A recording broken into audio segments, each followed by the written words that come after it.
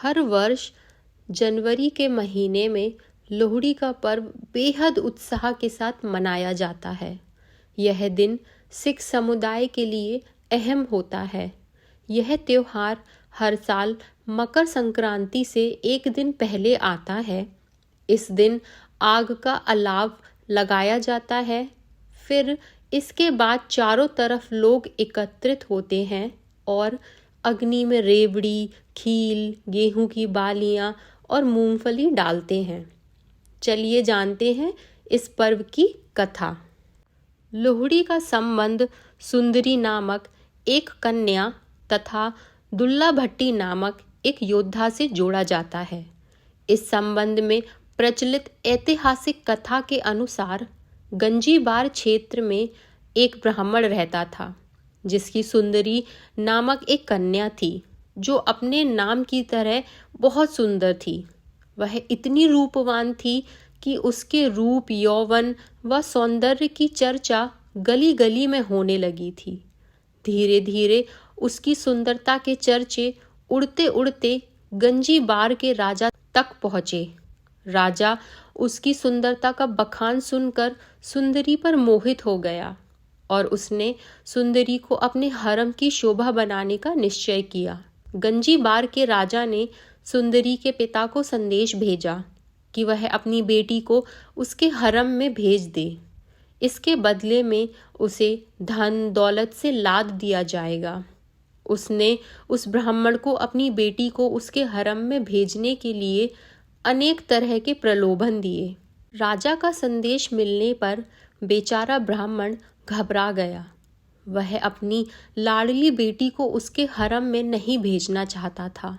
जब उसे कुछ नहीं सूझा तो उसे जंगल में रहने वाले राजपूत योद्धा दुल्ला भट्टी का ख्याल आया, जो एक कुख्यात डाकू बन चुका था, लेकिन गरीबों व शोषितों की मदद करने के कारण लोगों के दिलों में उसके प्रति अपार श्रद्धा थी। ब्राह्मण उसी रात दुल्ला भट्टी के पास पहुंचा और उसे विस्तार से सारी बात बताई। दुल्ला भट्टी ने ब्राह्मण की व्यथा सुन उसे सांत्वना दी और रात को खुद एक सुयोग्य ब्राह्मण लड़के की खोज में निकल गया। दुल्ला भट्टी ने उसी रात एक योग्य ब्राह्मण लड़के को तलाश कर सुंदरी को अपनी ही बेटी मानकर अग्नि को साक्षी मानते हुए उसका कन्यादान अपने हाथों से किया और फिर ब्राह्मण युवक के साथ सुंदरी का रात में ही विवाह कर दिया। उस समय दुल्ला भट्टी के पास बेटी सुंदरी को देने के लिए कुछ भी ना था, अतः उसने तिल व शक्कर देकर ही ब्राह्मण युवक के हाथ में सुंदरी का हाथ थमाकर सुंदरी को उसके ससुराल विदा किया। गंजीबार के राजा को इस बात की सूचना मिली तो वह आग बबूला हो उठा। उसने उसी समय अपनी सेना को गंजीबार इलाके पर हमला करने तथा दुल्ला भट्टी का खात्मा करने का आदेश दिया। राजा का आदेश मिलते ही सेना दुल्ला भट्टी के ठिकाने की ओर बढ़ी, लेकिन दुल्ला भट्टी और उसके साथियों ने अपनी पूरी ताकत लगाकर राजा की सेना को बुरी तरह धूल चटा दी। दुल्ला भट्टी के हाथों शाही सेना की करारी शिकस्त होने की खुशी में गंजीबार में लोगों ने अलाव जलाए और दुल्ला भट्टी की प्रशंसा में गीत गाकर भांगड़ा डाला।